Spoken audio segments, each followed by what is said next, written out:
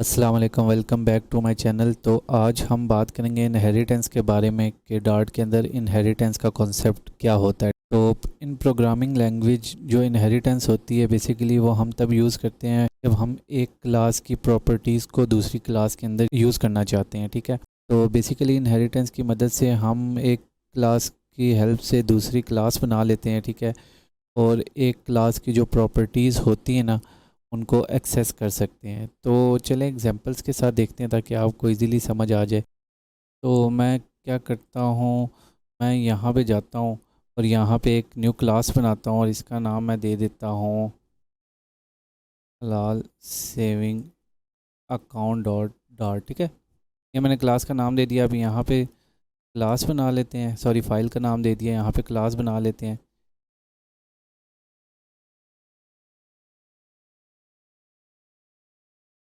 तो अब मैं क्या करना चाहता हूँ, देखिए अब सेविंग अकाउंट जब मैं बना रहा हूँ तो अब मुझे सेम प्रॉपर्टीज़ तो यही चाहिए जो बैंक अकाउंट के अंदर है, क्योंकि मैंने विड्रॉ करना है, डिपॉजिट करना है। ठीक है, और बैलेंस मुझे चाहिए। ठीक है, कि मैं दोबारा से ये सारी चीज़ें बनाने के मैं काम करता हूँ कि इसकी जो पेरेंट क्लास है ना, मतलब बेसिकली ये जो बैंक अकाउंट वाली क्लास है ना, इसको मैं एक्सटेंड कर लेता हूँ। ठीक है, एक्सटेंड से क्या होता है, एक्सटेंड लिखने के बाद मैं लिखता हूँ उस क्लास का नाम। ठीक है, तो अब मैंने क्या किया, मैंने उस क्लास को एक्सटेंड कर लिया। तो अब उस क्लास की जितनी भी प्रॉपर्टीज़ है ना वो अब मैं इनहेरिट कर सकता हूँ अपनी इस क्लास के अंदर। ठीक है, तो अब आप यहाँ पर देखें तो इसने मुझे एक एरर दे दिया। इसने एरर क्या दिया कि आपको सुपर कंस्ट्रक्टर जो है उसको कॉल करना पड़ेगा। ठीक है, तो मैं इसको कॉल कर लेता हूँ। अब इस क्लास में मैंने ये पैरामीटर जो थे ये नेम बना लिए थे। अब नेम पैरामीटर क्या होते हैं अगर आपको नहीं पता तो आप मेरी फंक्शन वाली वीडियो देख सकते हैं, उसके अंदर मैंने डिटेल में बताया कि नेम पैरामीटर और ऑप्शनल पैरामीटर्स क्या होते हैं।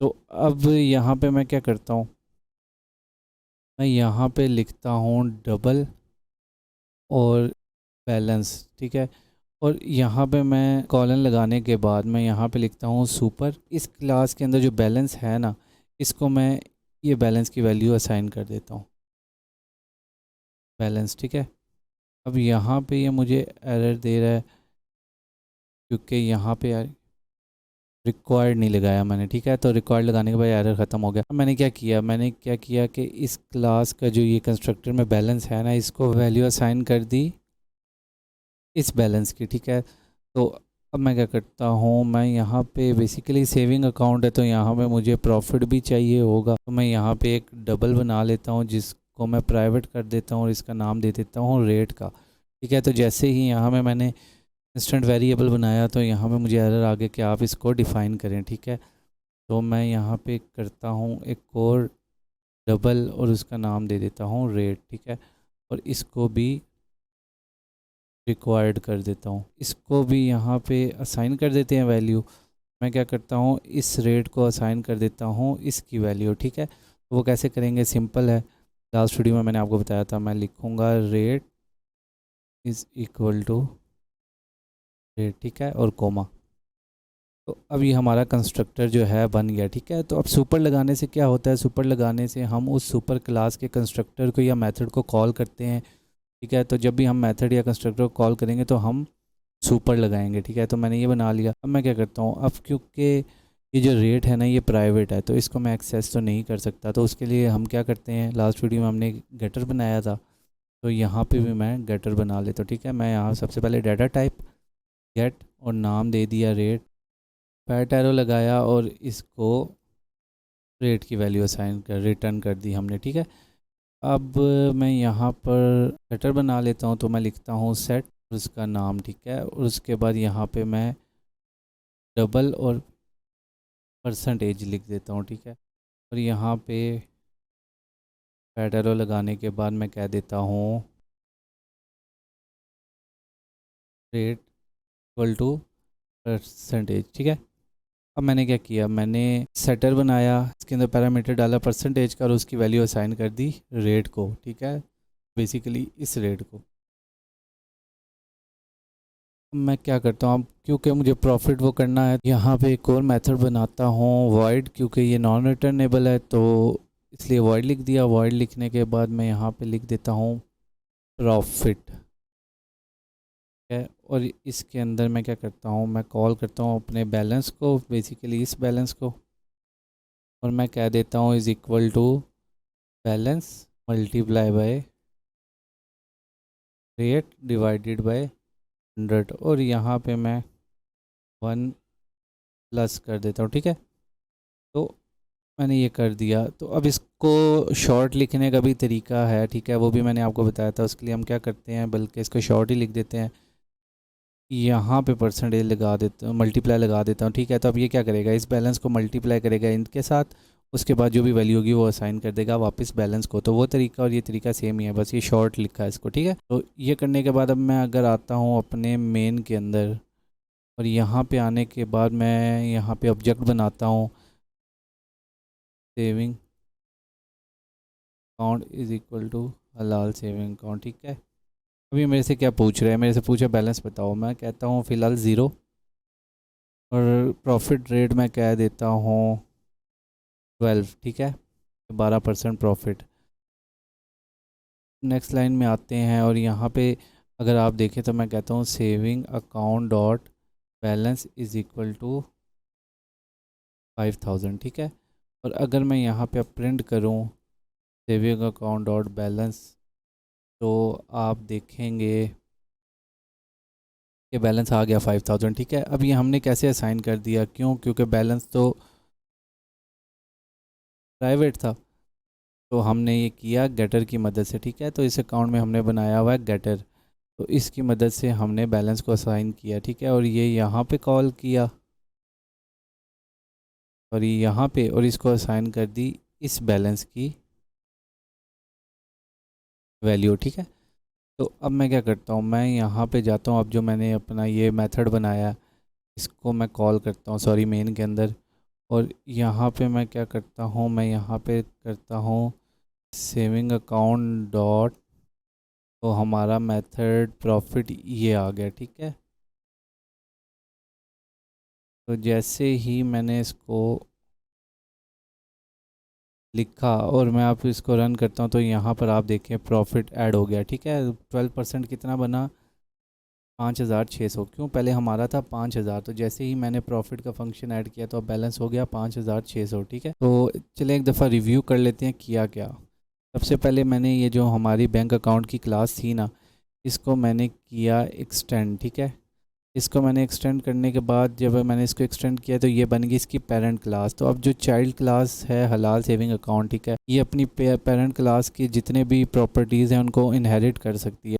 तो अब मैंने उसके बाद एक रेट का बनाया वेरिएबल, उसके बाद मैंने अपना कंस्ट्रक्टर कॉल किया, और कंस्ट्रक्टर के अंदर मैंने वैल्यू असाइन कर दी पेरेंट क्लास के बैलेंस को चाइल्ड क्लास का बैलेंस, ठीक है। और यहाँ पे मैंने रेट पैरामीटर डाला, और उस रेट को मैंने इसकी वैल्यू असाइन कर दी, ठीक है, इस रेट की। उसके बाद हमने एक गेटर बना लिया, गेटर बनाने के बाद हमने उसका एक सेटर बना लिया, और उसके बाद मैंने एक मेथड लिखा प्रॉफिट, उसमें हमने क्या किया, बैलेंस को मल्टीप्लाई किया रेट के साथ, ठीक है। जब हम रेट को डिवाइड करेंगे 100 के साथ और उसको मल्टीप्लाई करेंगे बैलेंस के साथ, तो जो हमारा आंसर आएगा उसका प्रॉफिट होगा, ठीक है। तो वो वैल्यू असाइन कर दी हमने बैलेंस को। उसके बाद हम मेन में आए, मेन में आके हमने सबसे पहले इसका ऑब्जेक्ट बनाया। ऑब्जेक्ट बनाने के बाद हमने सेविंग अकाउंट के अंदर बैलेंस जो है वो 5000 रखा। उसके बाद जैसे ही हमने प्रॉफिट का फंक्शन कॉल किया तो बैलेंस जो है प्रॉफिट के साथ शो हो गया, ठीक है। अब एक काम करते हैं, हम यहाँ पे एक न्यू क्लास बनाते हैं, इसका मैं नाम दे देता हूँ करंट अकाउंट डॉट डार, ठीक है। और अब यहाँ पे मैं क्लास का नाम देता हूँ करंट अकाउंट। अब ये मैंने एक और क्लास बना ली, ठीक है। ये क्लास थी सेविंग अकाउंट की, अब ये मैंने क्लास बना ली करंट अकाउंट की, ठीक है। इसको यहाँ पे मूव कर देता हूँ। तो इसके अंदर भी मैं एक्सटेंड करता हूँ बैंक अकाउंट, क्यों, क्योंकि देखें इसके अंदर भी अब मुझे जो फीचर्स चाहिए वो चाहिए यही वाले बैंक अकाउंट के। तो मैं इसको एक्सटेंड करता हूँ, तो अभी इस क्लास के अंदर जितने भी फीचर्स हैं, क्योंकि अब ये पेरेंट बन गई, तो इस क्लास के जितने भी फीचर हैं उसको मैं इनहेरिट कर सकता हूँ। तो अब मैं क्या करूँगा, मैं सबसे पहले इसका भी बनाएंगे हम कंस्ट्रक्टर। कंस्ट्रक्टर बनाने के बाद मैं यहाँ पे क्या करता हूँ, मैं यहाँ पे एक वेरिएबल बनाता हूँ, पैरामीटर लिखता हूँ डबल बैलेंस, और उसके बाद मैं यहाँ पे कॉलन लगाने के बाद सुपर क्लास को कॉल करता हूँ और उसके बैलेंस को असाइन कर देता हूँ इस बैलेंस की वैल्यू, ठीक है। और ये एरर इसलिए दे रहा है कि फिर से मैं रिक्वायर्ड लिखना भूल गया, ठीक है। तो मैंने यहाँ पे रिक्वायर्ड लिखा। अब हम क्या करते हैं, हम कहते हैं कि यहाँ पर करंट अकाउंट के अंदर जब भी कोई डिपॉजिट करे ना, तो उससे कुछ ना कुछ फ़ी हम चार्ज करेंगे, ठीक है। और विड्रॉ करेगा तब भी हम कुछ ना कुछ फ़ी चार्ज करेंगे। तो उसके लिए क्या करना पड़ेगा, मैं क्या कर सकता हूँ कि इसका जो डिपॉजिट और विड्रॉ मेथड है ना, इसी को ओवरराइड कर लेते हैं।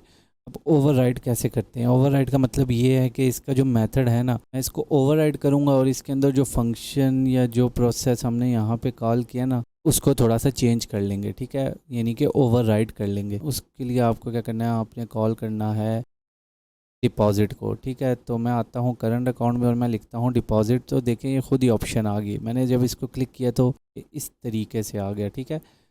बेसिकली अब वो मेथड मैं इस क्लास के अंदर कॉल कर लिया और इसको ओवरराइड कर लिया। अब इसके अंदर जो भी मैं चेंजिंग करूँगा वो इस क्लास वाले मेथड के अंदर चेंजिंग हो रही होगी, ठीक है। तो मैं क्या करता हूँ, अब ओवरराइड लिखना बहुत ज़रूरी है। अगर हम ओवरराइड नहीं लिखते तो ये फिर अलग से एक मेथड बन जाएगा, ठीक है। तो ओवरराइड लिखने का मतलब ये है कि हम उस क्लास के जो मेथड है पेरेंट क्लास का, उसको ओवरराइड कर रहे हैं। और यहाँ पर आप देखिए तो ये सुपर लिखा है। सुपर का क्या मतलब है कि हम सुपर क्लास के डिपॉजिट मेथड को जो है वो कॉल कर रहे हैं, ठीक है।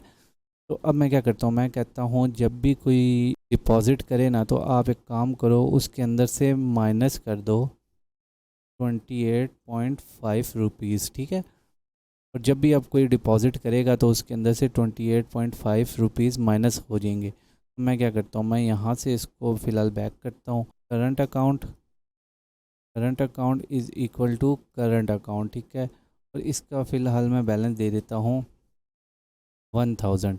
तो अगर अभी यहाँ मैं प्रिंट करूँ करंट अकाउंट डॉट बैलेंस, तो आप नोट करेंगे कि इसका बैलेंस है 1000, ठीक है। अब मैं क्या करता हूँ, मैं कहता हूँ करंट अकाउंट डॉट डिपॉजिट, और डिपॉजिट के अंदर मैं लिख देता हूँ 5000।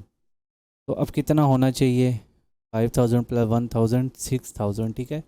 लेकिन इसने क्या किया, इसने वो अमाउंट जो हमने अपने करंट अकाउंट के अंदर फ़ी लिखी थी कि जब भी कोई डिपॉजिट करे तो उसके अंदर से इतनी फ़ी डिडक्ट कर लेनी चाहिए, तो हमने क्या किया, हमने जो भी अमाउंट थी उसके अंदर से 28 रुपीज़ माइनस कर लिए, ठीक है। उसने 5971.5 रुपीज़ जो है वो ऐड कर दिए। सेम इसी तरीके से हम विदड्रॉ मेथड को ओवरराइड करते हैं, ठीक है। इसको यहाँ से कमेंट को हटा देता हूँ। इसके अंदर मैं क्या करूँगा, विदड्रॉ अमाउंट के अंदर मैं करूँगा +28.5। बेसिकली अब हम माइनस नहीं करेंगे, ठीक है, क्योंकि वो विदड्रॉ अमाउंट निकल रही है, ठीक है। तो वो जितनी भी अमाउंट निकालेगा उसके अंदर से 28.5 एक्स्ट्रा निकलेंगे, ठीक है, जो हमारे चार्जेस होंगे। अब हम क्या करते हैं, यहाँ पे आता हूँ अगर मैं, तो मैं एक काम करता हूँ, मैं यहाँ से करंट अकाउंट डॉट विदड्रॉ करता हूँ इसके अंदर से 4000, ठीक है। मैं 4000 विदड्रॉ कर लेता हूँ। अब देखिए अमाउंट कितनी बची, 1943, ठीक हो गया कि उसने 28.5 एक्स्ट्रा और काट लिए। तो इस तरीके से हम कॉल कर सकते हैं। अब देखें आपके जो ये डिपॉजिट है और ये विदड्रॉ है, ये पेरेंट क्लास का मेथड था, ठीक है। लेकिन इसके अंदर तो कहीं पे भी डिडक्शन नहीं हो रही थी। तो हमने क्या किया, हमने अपने करंट अकाउंट के अंदर इसको ओवरराइड किया। ओवरराइड करने के बाद क्या होता है कि वो मेथड जो है ओवरराइड हो जाता है। ओवरराइड करने के बाद हमने उसके अंदर जो डिपॉजिट अमाउंट थी उसके अंदर से 28.5 डिपॉजिट के वक्त भी काट लिए और 28.5 विड्रॉ के वक्त भी काट लिए। तो अब जब भी करंट अकाउंट के अंदर जब अमाउंट डिपॉजिट होगी या विड्रॉ होगी तो क्या होगा, 28.5 डिडक्ट हो जाएंगे उसके अंदर से, ठीक है। इस तरीके से हम पेरेंट क्लास के जितनी भी प्रॉपर्टीज़ होती हैं उनको इनहेरिट कर सकते हैं अपनी चाइल्ड क्लास के अंदर, ठीक है। तो बेसिकली हम उसको सुपर क्लास भी बोलते हैं। तो उम्मीद है आपको ये समझ आ गई होगी। नेक्स्ट वीडियो के अंदर हम इंटरफेसिस के बारे में बात कर लेंगे। तो मिलते हैं नेक्स्ट वीडियो में। अगर आपको वीडियो पसंद आई तो वीडियो को लाइक कर दें। अगर कोई बात समझ नहीं आई तो कमेंट सेक्शन में पूछ सकते हैं। और उसके अलावा चैनल को सब्सक्राइब कर लें, बेल आइकन को प्रेस कर दें ताकि आपको मेरी नेक्स्ट वीडियो का नोटिफिकेशन मिल जाए।